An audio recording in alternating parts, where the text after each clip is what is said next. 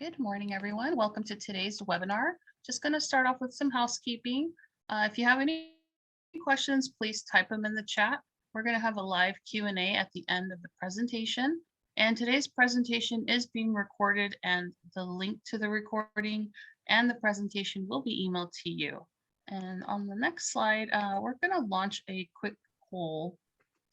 Let me go ahead and launch that on your screen. Bob, would you like to read the questions, please? Yes, thank you, Katrina. Thank you, and good morning to everybody. The poll questions are you a startup? And are you currently in business? And do you need funds to grow your business? So if you take a moment to answer these three questions, it will help us in our future webinars.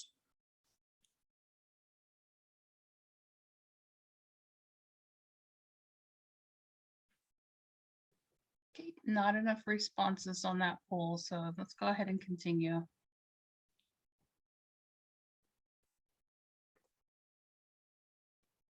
I'd like to discuss the mentoring provided by SCORE. It's expert advice for your business, whether you're a startup or an existing business. You can discuss your issues and problems with a SCORE mentor. The Central Valley SCORE has a number of volunteers with a variety of backgrounds and expertise to help individuals getting their business started and or expanding the business. So you can go to centralvalleyscore.org, type on request a mentor, and somebody should contact you within 24 to 48 hours. We're here to help you succeed. Your success is our success. Next slide, please. This morning, we're going to discuss where's the money financing your business.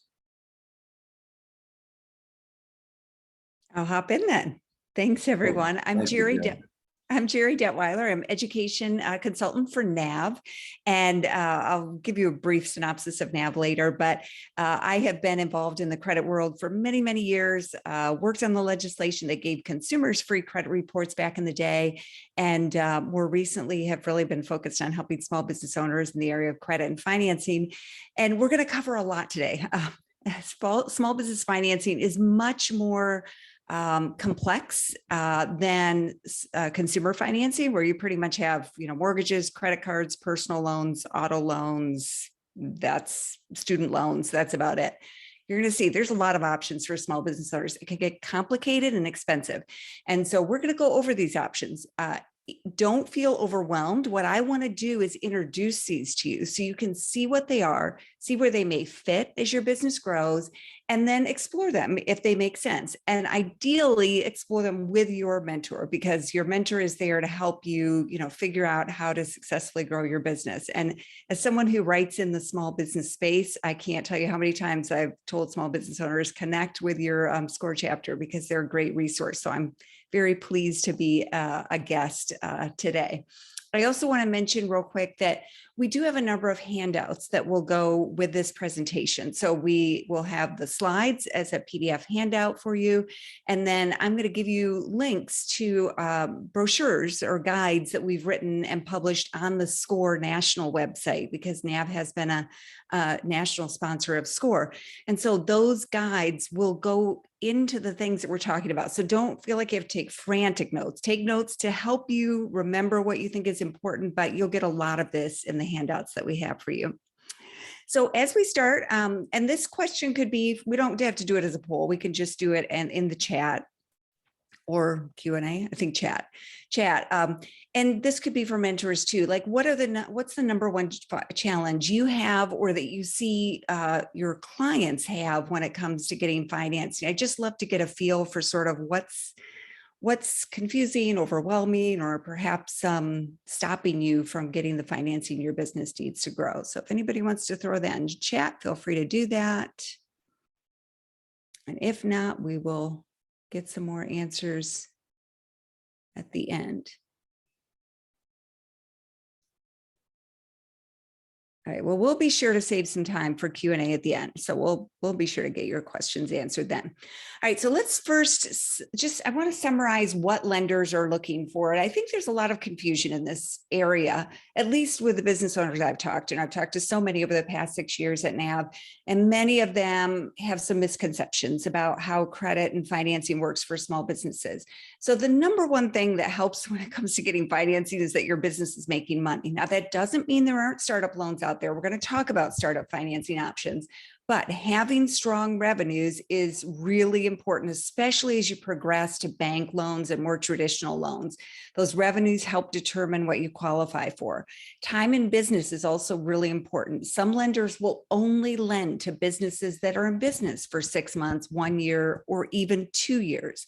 That doesn't necessarily mean you have to have been making money during that whole time. Some lenders you will, but it may just mean that you have to at least have established your business officially. So we'll touch on that a little bit later too. And then personal and or business credit.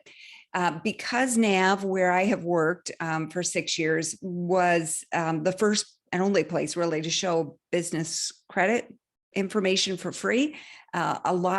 We've talked to a lot of business owners who think that somehow business credit is this magical panacea to getting financing. But I can tell you that most of the lenders we work with also do some kind of a personal credit check. Now, it doesn't mean you're out of luck if you don't have good personal credit. We're going to talk about some options if your personal credit isn't strong. But I really encourage business owners to make sure that they know what their personal credit scores are, know what's going on with their personal credit, and be prepared for that kind of a credit check.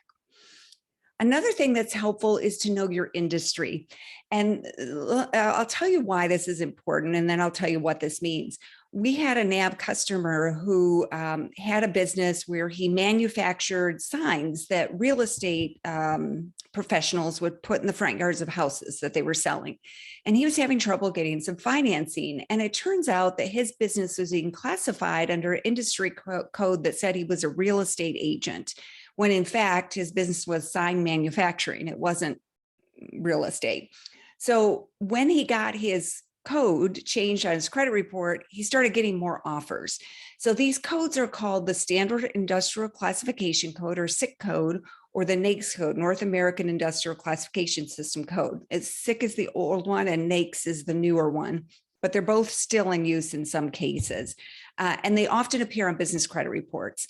And you may also use it in certain types of financing arrangements. So an example would be if your business applied for COVID relief loans under the EIDL program last year, the year before, then there was an incentive in the second or third round of EIDL for businesses that was for PPP, where they could get more if they, for PPP, if they were in the hospitality industry, which is NAICS codes that start with 72.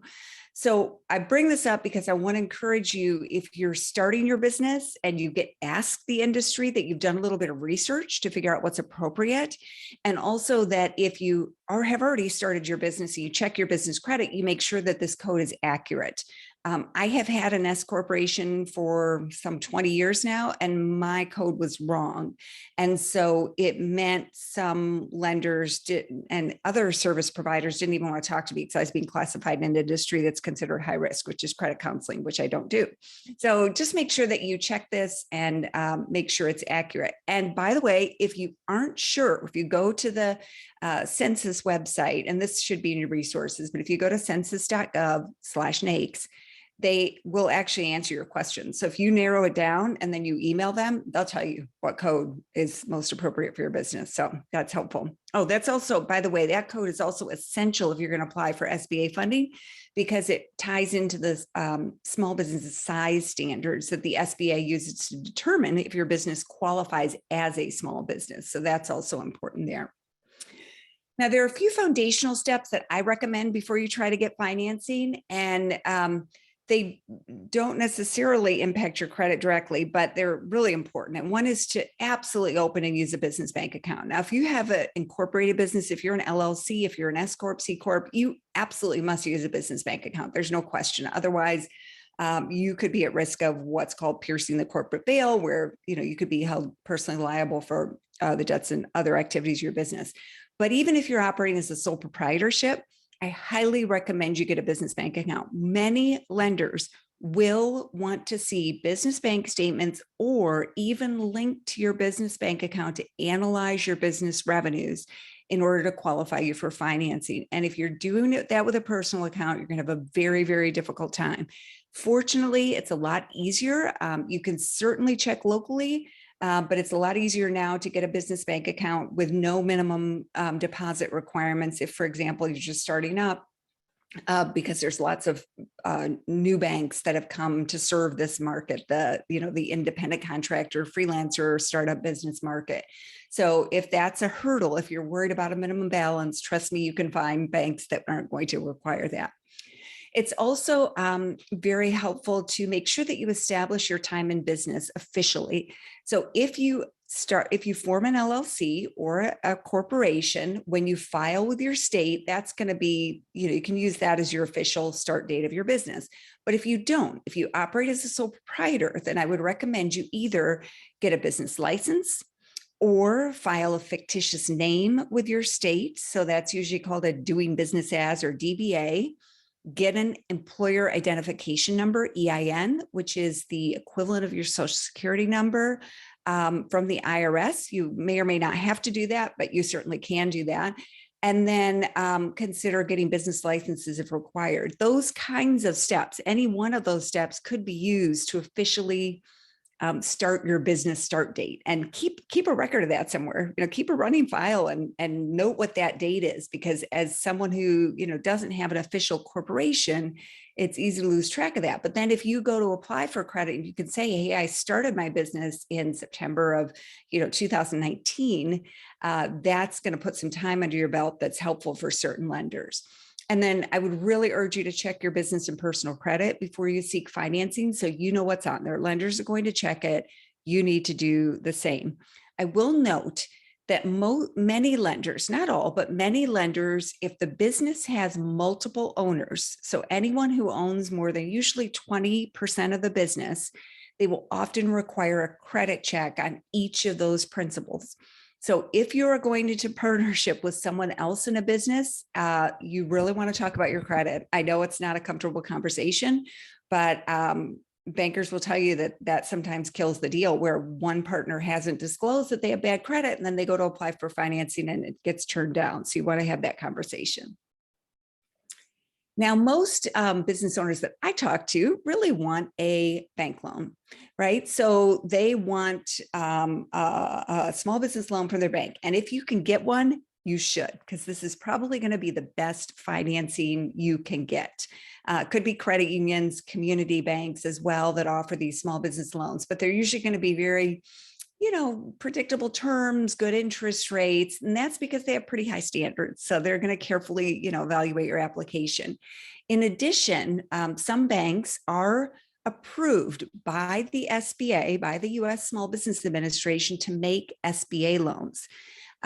Most SBA loans, except for disaster loans, are not made by the SBA. Instead, they're made by individual lenders and guaranteed by the Small Business Administration. So that's a place you'll go for SBA loans. We'll talk about a resource for that in a moment. This could include lines of credit, which is sort of like your credit card. You get an amount approved, you borrow it when you need it. Term loans, which are fixed amount of money for fixed period of time. And then commercial real estate loans. These are probably the most common types of loans that you'll find from banks, and some do equipment financing and other, loans. Now, to get a business bank loan, though, we know from Fed research that it can be difficult for some businesses, and particularly young and new businesses often have trouble qualifying. Some banks are going to require a business plan or at least prior experience. So you may, for example, be able to get a startup loan from your bank if you're a veterinarian who's going to establish, her own veterinary practice. But if you're just starting a brand new business, you have no experience in it, it's not a franchise, you may have trouble getting that startup loan unless your qualifications, really show to the bank that you have enough experience to make this, a go of it. They may also lend money to purchase a business as well. Banks are always going to check personal credit of the owners until your business is large. Once your business is larger than what would be considered a small business or a smaller small business, they're going to check the credit of the owners. As I mentioned, multiple owners, and a 680 or higher is often required. And then banks love to get collateral. If they can get it, they will. And sometimes they'll get more collateral than the amount of the loan. So you have to watch out for that, but they definitely prefer loans that are collateralized. The SBA has some unique requirements around collateral, where certain loans, smaller loans, don't require collateral, and other loans often, not all of them, but a real estate loan, for example, you'd have collateral, but they can't necessarily turn you down if you don't have collateral. But with SBA loans, if you have, for example, if you don't have business collateral, they may ask you to pledge home equity in your personal residence as collateral for the loan. So these are some of the requirements you may encounter. Now, if you are thinking about an SBA loan, we do have a guide that we published on the SCORE national website, which you can download for free there. It's score.org/nav. And this just goes into the basic requirements for SBA loans. One tip that I want to give you about SBA loans, because they're called SBA loans, I think there's this assumption that they're all the same. And instead, what happens is, with the exception, again, of disaster loans, and including the economic injury disaster loan, which the SBA makes directly, they're made by participating lenders. And what happens is the SBA has the guidelines that the lenders have to follow in order to collect on the guarantee if the borrower defaults. So they have to meet those requirements. But as long as they don't discriminate, they can have additional requirements. So an example would be, the SBA guidelines typically just say acceptable credit. They don't, most of them don't have a minimum credit score. There is one that does. There's the FICO SBSS score, but for the most part, it's just acceptable credit. So each lender can set their own minimum, and some lenders have a minimum 680, some have a minimum 700, some 720. So it varies lender to lender. So the advice there is, just because you shop around for an SBA loan, and just because you don't get approved with one lender doesn't necessarily mean that you can't get it from another lender. You just have to ask some questions, because if it's an SBA guideline, you're in an industry that the SBA will not guarantee. That's one thing. But if it's because they have a credit score requirement of 720 and yours was 680, that may be, you may still have an opportunity at another lender. So just keep that in mind. All right, so now we're going to dive into some of the different types of financing out there. I have a lot to cover, so I hope I don't go too fast, but you will have time to ask questions, so please do.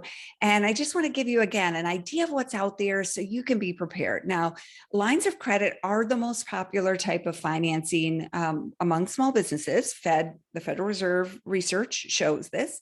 And I think there's a good reason for this. I kind of call them the financial insurance policy. Like, it's there if you need it. And if you don't, great. But if you do, you'll be glad you had it. So basically here you get approved for a certain amount of money that you can borrow up to. As you pay it back, those funds become available again, and you only pay interest on what you borrow. So it's a great form of short-term financing for emergencies, working capital, cash flow, things like that. This is where a line of credit is great. It's not great as a long-term loan. In particular, usually you're going to find other forms of financing are going to be less expensive and also just better terms for long-term financing. But I think great to have it on hand. So keep in mind, you can get a line of credit from a bank, credit union, commercial or community bank, or there's online lenders that make lines of credit available online as well. Typically, you'll pay less if you can get it through a bank or traditional financial institution. It'll be faster and easier if you go online. So there's the trade-off there that you want to keep in mind. Now, not everyone is going to qualify for bank financing. That's just the reality. And again, stats from the Federal Reserve research, they do a survey of business owners every year, and they show that a lot of business owners can't qualify. So what else is out there? What's out there if you're a startup, if you don't have great credit, if you have some unusual needs? Well, that's what we're going to talk about here. Now, one popular type of short-term financing is something called the cash advance. This started as something called a merchant cash advance. Now you'll hear the term business cash advance. It's very similar, Basically, it's an advance against what the money your business is expected to bring in the future. So an example would be if you have a nail salon and you're taking a lot of credit card sales, then they would look at your past credit card sales, advance you money based on those. And then next time a customer swiped their credit or debit card, a little bit would be taken out off the top to help repay that advance. This industry has worked very hard not to be classified as a loan, and they classify them as an advance. It's very credit flexible. In fact, some lenders don't even check credit. If they do, the credit score requirement is very low. So sometimes as low as, say, mid 500s for a credit score requirement. However, it can be very expensive. So I do want you to understand the cost. And with business financing, generally lenders are not required to disclose an APR. So when you and I go shopping for a car loan or a mortgage or a student loan, we always see an annual percentage rate or APR. And that's how we compare the interest rate on various consumer loan products. This is not required in business. Now, California has passed legislation that's still in the implementation phase, as well as New York has passed some legislation. But right now, it's pretty much still very whatever goes in the small business world. So we do have some free calculators at NAV. They don't collect any personal information, and they will help you translate the cost of different types of financing to an APR. So if you go to that short link you see, this is also in some of the handouts that I talk about, nav.com/calculator, you can put it in and see the cost. An example would be factor rate. Here we have an MCA with a factor rate of 1.2. That means you're going to repay 1.2 times the amount you get advanced. And depending on how long it takes you to pay it back, that will determine the interest rate or the APR. And in this example, it looks great. 1.2 factor rate sounds really cheap. Turns out to be an APR of 38%. And in some cases, these can be very, very high. I mean, we've seen them over, I think the average, there was a nonprofit that did an analysis of small business owners who were trapped in predatory loans, and the average APR was either over 70% or over 90%. Sorry, I'm not recalling, but it was definitely one of those two was the average APR that the borrowers were paying, and we've seen a higher than that in the thousands. So just be careful that you really understand what you're getting into when you use that type of financing. Business credit cards are also a popular type of financing, and it's one that is available to startups. So we'll talk about that in a moment. So most business credit cards, they make the decision based on your personal credit scores and income from all sources. So that means that if you have decent credit, usually 650 to 680 or above, you may qualify without having built business credit or even without business revenues. So there are a few lenders or a few business credit card issuers that are more focused on revenues, but for the most part, most of the ones you see advertised from major issuers are going to base it on these qualifications. And then one advantage of business credit cards is that they don't always report to your personal credit. So that may keep the debt from your business off your personal credit. And you see a short link there, nav.com/reports, that lists the major credit card issuers and their policies with regard to reporting to personal credit. And then the second link is credit card issuers and their policies with regard to reporting to business credit. A business credit card, it's great for earning rewards or other perks, but at heart, it's a credit line. So it is a line of credit that you can borrow and pay either the minimum or pay it back in full anytime you choose. However, business credit cards are not covered by the same federal law as consumer credit cards. About 10 years, well, it's probably more like 12 years now, then President Obama signed the Credit Card Act, which stopped some of the egregious practices going on. Like, I don't know if you remember when they could raise your interest rate anytime for any reason, including on your existing credit card balance, or they could change your due date.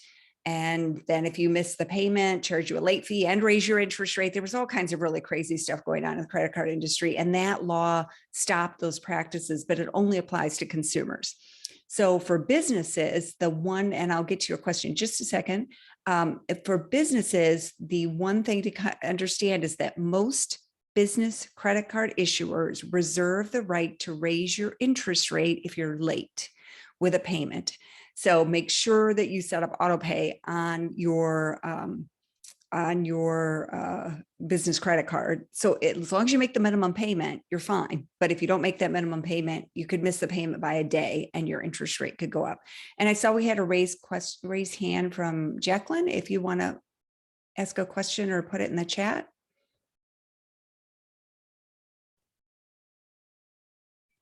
I'm not sure about unmuting people. So, well, I'll let you put that in the chat or ask it at the end, whichever you feel more comfortable with. Jacqueline, could you please go put your ahead. question in the chat? I'm sorry, Gerri.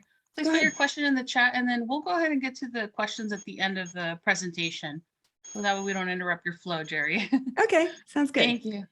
All right, microloans. So microloans are usually smaller loans, and there's no set legal definition. The SBA has a microloan program that goes up to $50,000.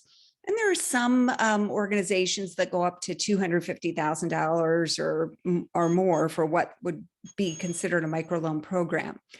Microloans are usually offered through community development financial institutions. And I'm getting some feedback here. I'm not sure if that's on my end. I'm not sure if you're hearing it too, but I'll just let you check. Okay, for the recording. CDFIs. So these are usually nonprofit organizations that are tasked with trying to spur community development.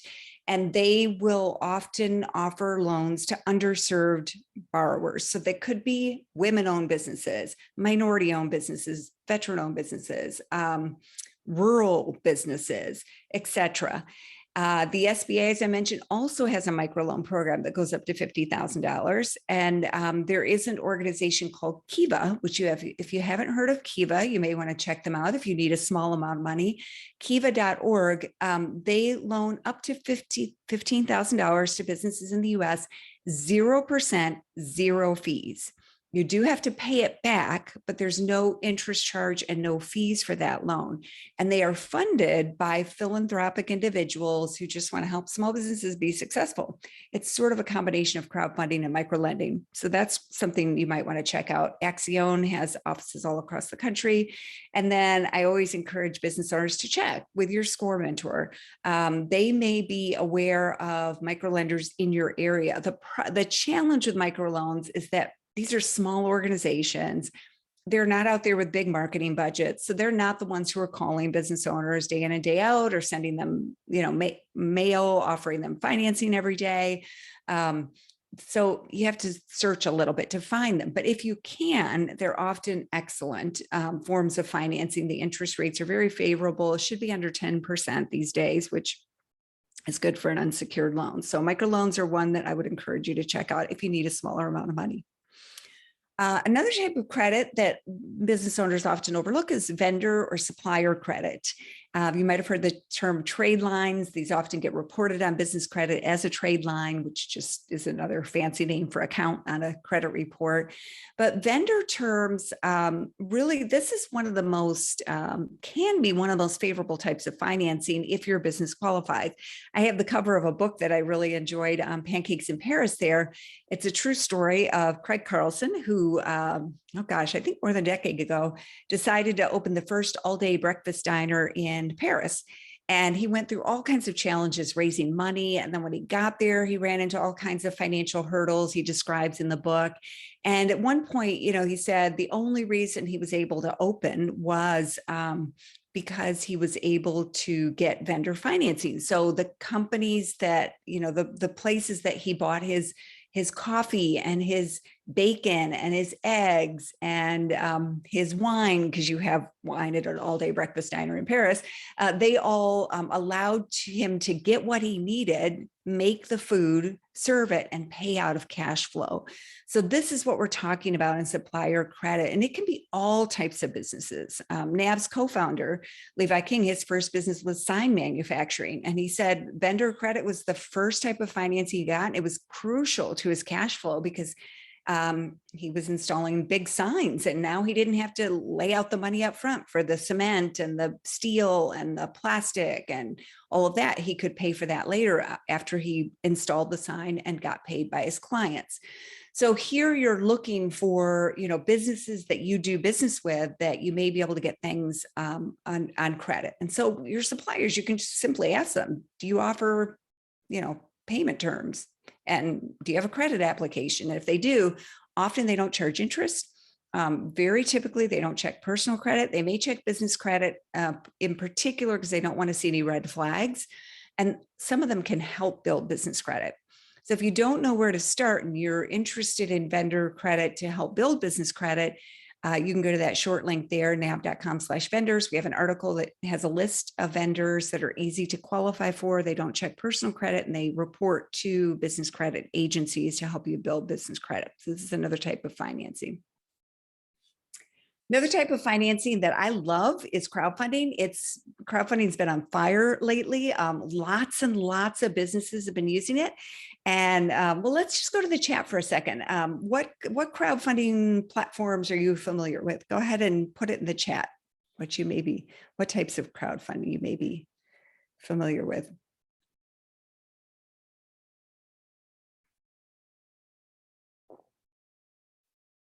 Anyone contributed to crowdfunding, used crowdfunding? Doesn't have to be for business. Okay, Patreon. Patreon is.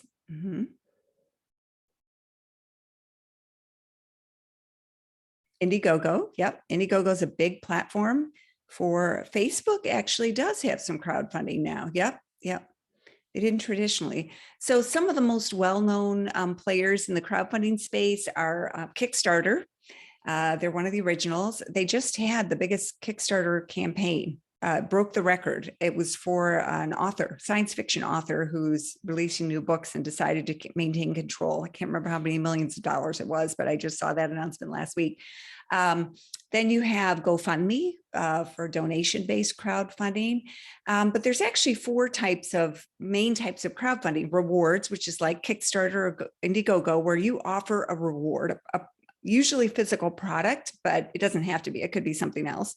Debt-based crowdfunding, where you're borrowing money and paying that back. Investment or equity crowdfunding.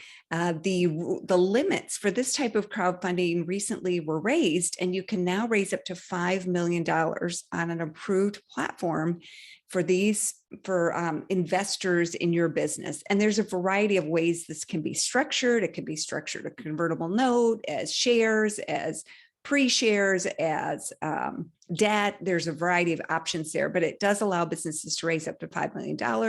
And then donation-based crowdfunding, which, prior to the pandemic, I said business owners aren't going to use this too often. And of course, the pandemic hit and business owners did benefit from donor-based crowdfunding, but usually you're looking at one of the top three.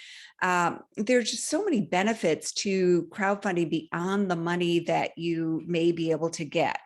They can be very startup friendly. There's lots of platforms out there that facilitate crowdfunding.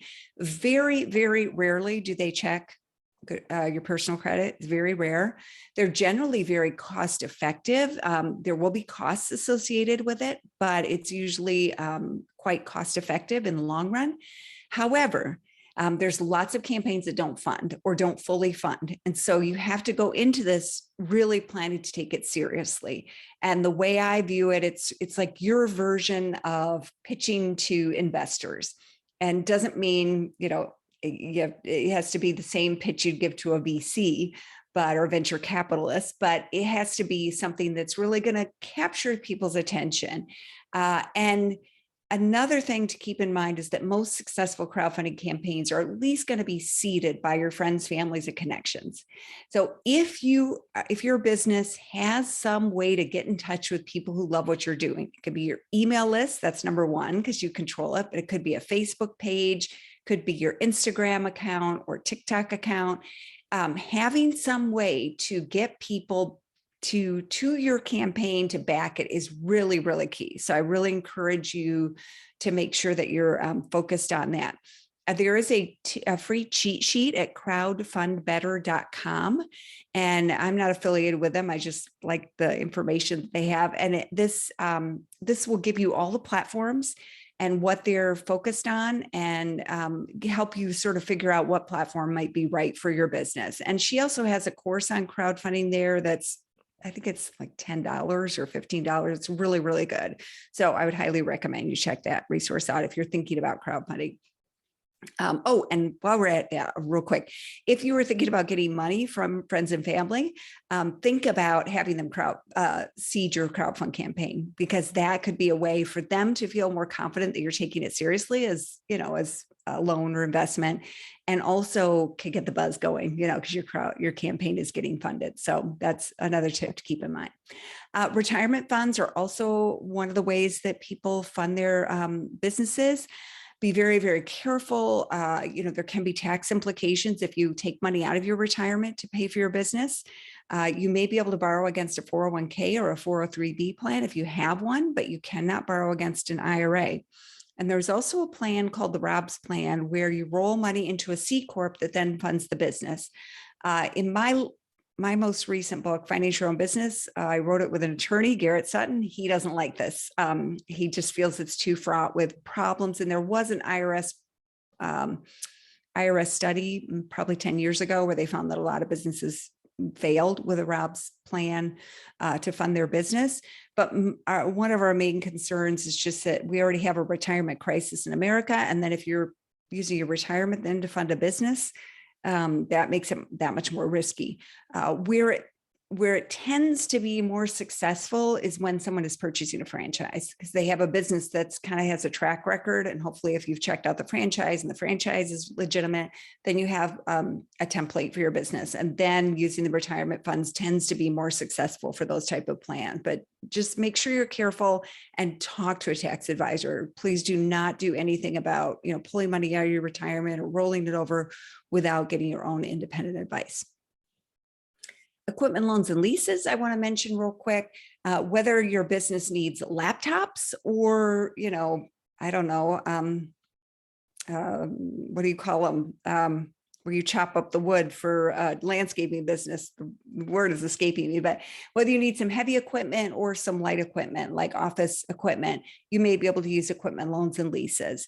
These tend to be pretty flexible with credit. They may have some tax advantages. A down payment may be required. I'm not going to go into great detail here, but they fall into three buckets. Usually the first type is where it's almost like you are, you're paying for it and then you're just going to buy it out for a nominal amount at the end. So you're pretty much paying for the item.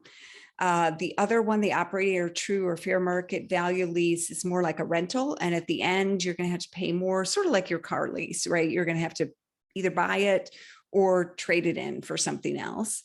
And then if you have equipment already that you own, like let's say you got a great deal on some equipment during the pandemic, like someone was shutting down their business, you may be able to lease it back and get the cash out of it. And I'll tell you that some types of businesses love leasing. Medical offices, for example, do a lot of leasing. And in addition to the financial benefits, there's asset protection benefits, because now they don't really have that equipment as an asset if they were sued or if the business ran into issues like that. So it's kind of an asset protection benefit as well. So keep that in mind. All right, so we've covered a bunch of different types of financing. One that I did not talk about here, I'm missing the slide, and I'll quick talk about it, is invoice factoring. That is for businesses that invoice B2B businesses. So let's say, let's say you're me and I have a consulting business. And in the past, I had some large financial institutions as clients. And my experience was the bigger they were, the longer they took to pay. So, I'd work with a bank where they'd expect me to pay my credit card in 30 days, but then they'd take 60 or 90 days to pay me.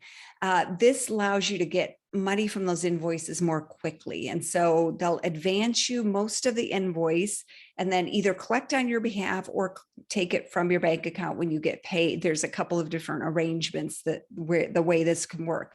It's very, very common in certain industries. Factoring is very, very common, certain types of construction, certain types of retail and fashion, certainly in consulting. I was at a conference where I sat next to a gentleman whose business was just factoring invoices for companies that do business with Coca-Cola. He knew Coca-Cola was going to pay its bills, but it was going to take its time paying its bills. And so companies that do business with Coca-Cola would come to him to get that money faster, and then he'd get a cut of their invoice. So that's another option as well. So there's a variety of different types of financing that may be available. If you care to answer in the chat, you can just indicate if there's a new type of financing that you weren't aware of that you may be considering. Love to get your feedback on that, or something new you learned about financing. And I also want to add another just overall comment. If one thing that I run into is businesses will often see this as all or nothing. So they say, I need $150,000 or I need $500,000. And for many businesses, it's going to be a matter of piecing it together. Some of that financing may come through investors. Some of that may come through friends and family. Some of it may come through suppliers. Maybe you factor some invoices. Maybe you have a line of credit.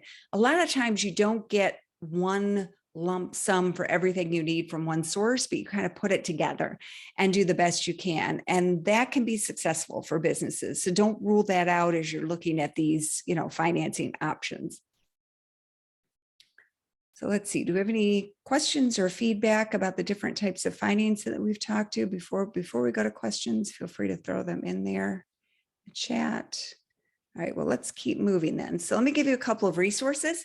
NAV is not affiliated with SCORE, other than, we've been a national SCORE sponsor, but you're free to use NAV or not. It doesn't affect whether you can get help from your SCORE mentors, and I highly encourage that. But if you do decide to check out NAV, we are the only place that offers free business credit reports and scores on a regular basis from the major business credit bureaus. And you can also monitor your personal credit there. And once you sign up for NAV, we will, within your NAV account, match you to financing offers. So we don't sell your information to lenders. You won't get calls from all kinds of lenders just because you sign up for NAV. But you may hear from us. You may hear from us saying, do you need some help getting financing? But you won't get all these calls from lenders trying to give you financing, but you will see financing within your NAV account. We work with all the major business credit card issuers. We work with some SBA lenders, online lenders, equipment financing, just a variety of different types of lenders. And with our match factor technology for business credit cards, our customers are 3.5 more times likely to get approved because we show them credit cards they're more likely to qualify for.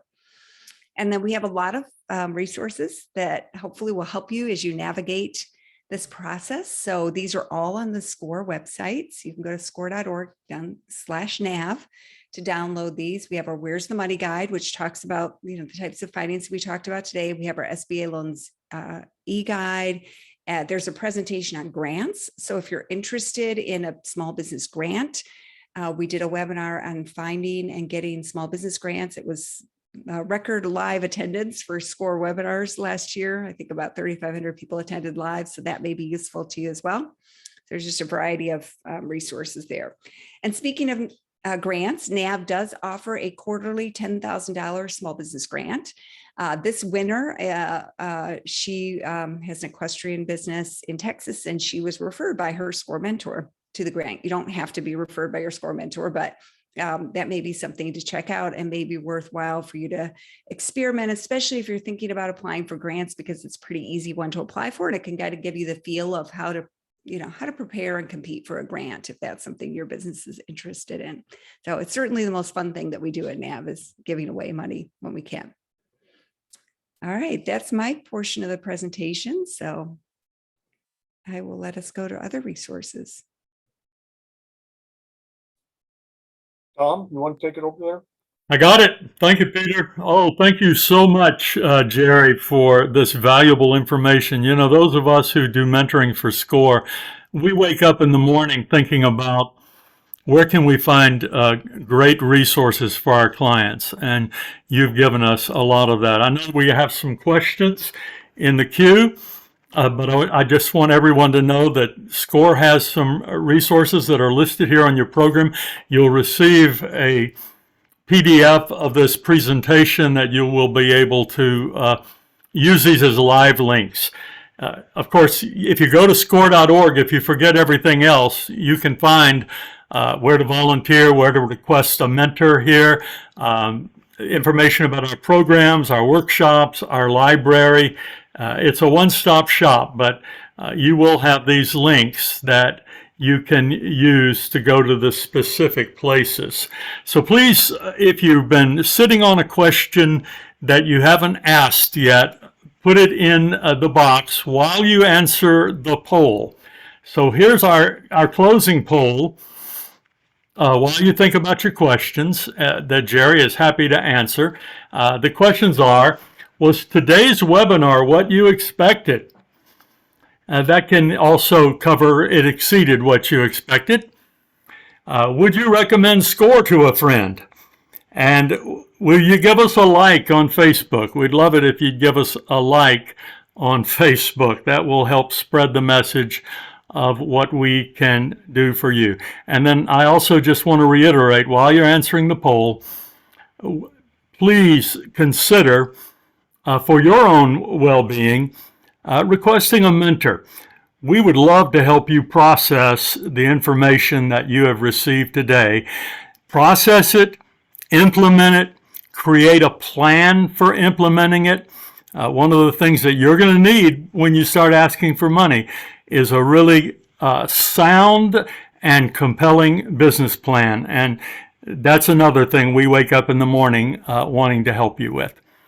So we're give you another few seconds to fill out the poll. And These are the results. These are the results, Tom. we're ready for the results? Yeah, these are the results. You want to go ahead and share? Oh, them? okay, yes. 100% of you found something that fits your anticipated expectations. Number two, you're all going to recommend us to a friend.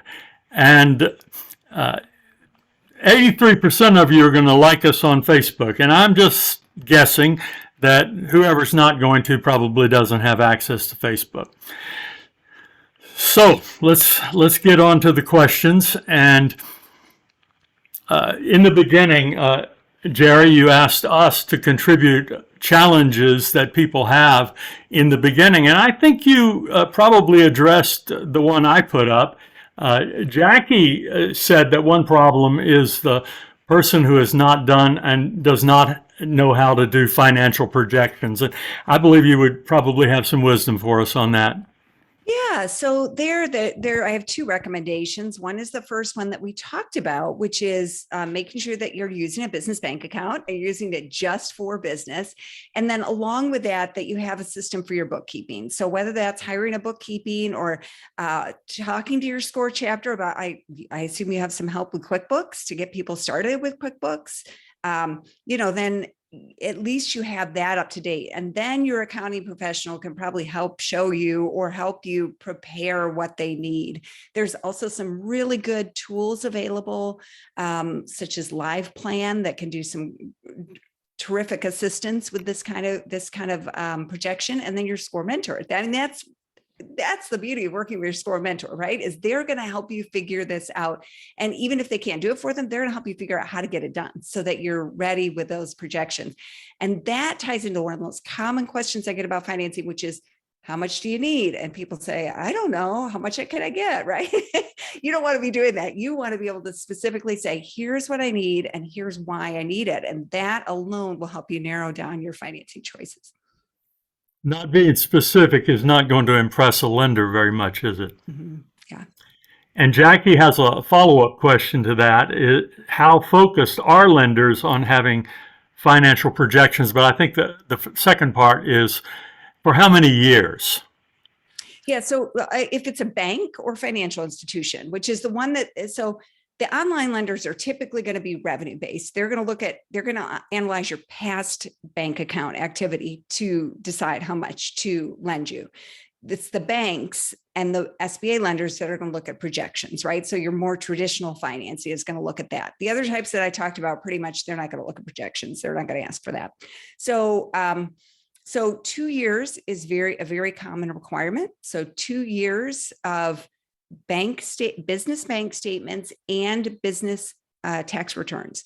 And I can tell you that at NAV, and I'm sure SCORE can tell you stories too, when the EIDL and PPP came along, there were a lot of businesses caught flat-footed because they were not up to date on their accounting and they had not done their taxes. And so if you remember, that first one was in March and they were asking people for their information. No one had done their tax returns. People hadn't even done their bookkeeping.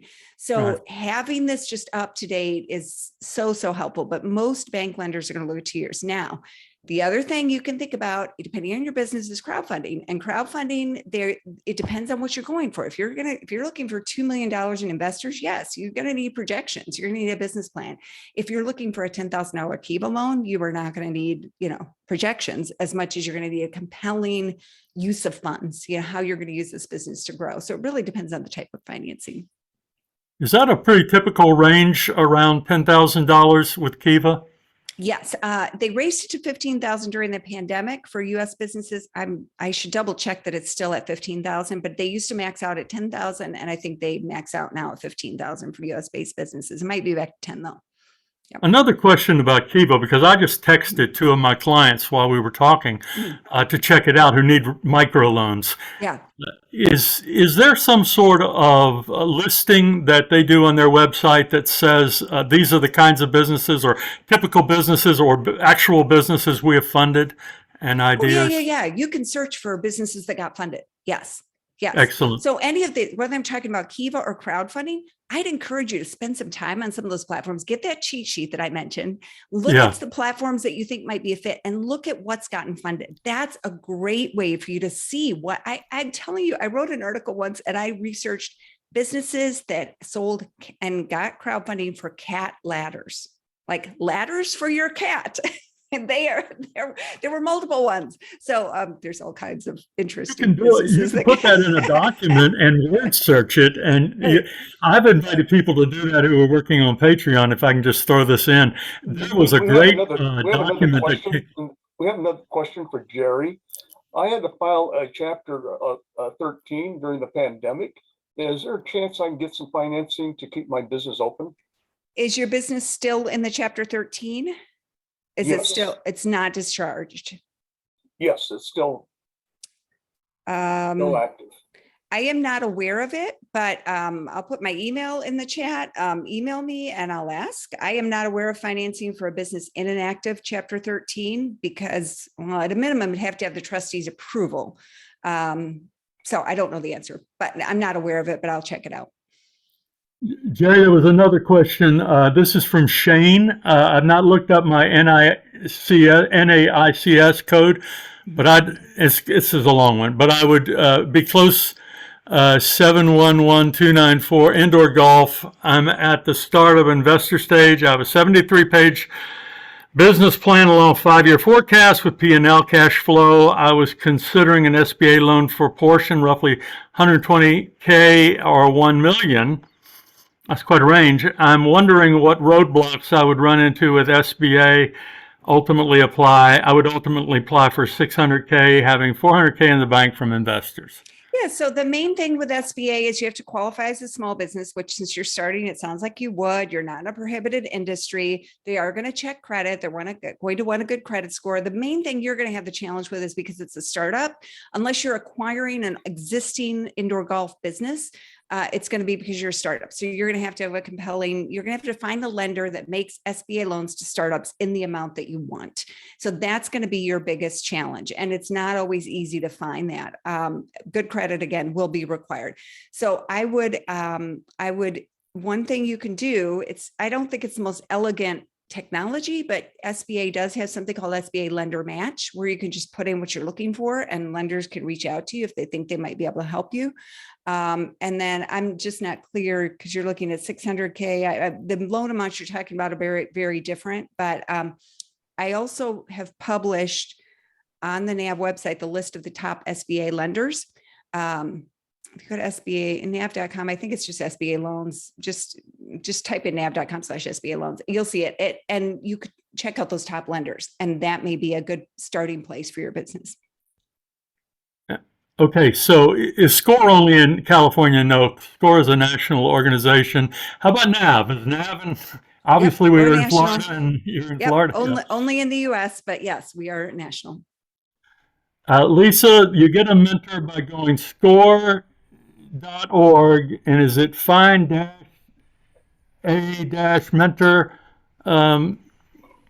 You know what? We're going to put that in the chat box, that exact link to get a mentor, and you can copy it. Oh, and Shane is following up. Our ROI is 1 million. Are we spelling it Kiva? No, it's Kiva, right? Is that correct, Gerri? Yep. Kiva.org. Yep. Oh, okay. Kiva.org, and it showed up. We have time for people to type a couple other questions in. While we're waiting for that, Gerri has an upcoming webinar, and do you want to talk about that one, Gerri, that's coming up, and the subject and the date? I'm sorry. Can you remind me what we're talking about? We have a follow-up session. Okay. Okay. I'm sorry. I don't have that information at my fingertips. Christina, can you share that information for the next webinar? Yes, I can do that, Peter. So the next webinar we have scheduled with Gerri is going to be on May 10th at 11 a.m. and it's build and leverage credit to get financing and grow your business. Excellent. You're going to learn when you're a business owner, strong credit scores can be an asset by helping you qualify for a business credit card, SBA loan, or other types of funding that takes the owner to personal credit into account. Gerri could probably touch up on a little bit more. Yeah, and we'll talk about business. Yeah, we'll talk about business credit too. So if you don't know anything about business credit and you're like, what, I've heard of it, but I don't know how to do anything with that, we'll talk about that as well. Yeah. The question, will we receive? Go ahead. Gerri, want to thank you so much. NAV has been a corporate sponsor of SCORE for many, many years, and they do have live webinars. And this happened to be a live webinar we captured for here in California.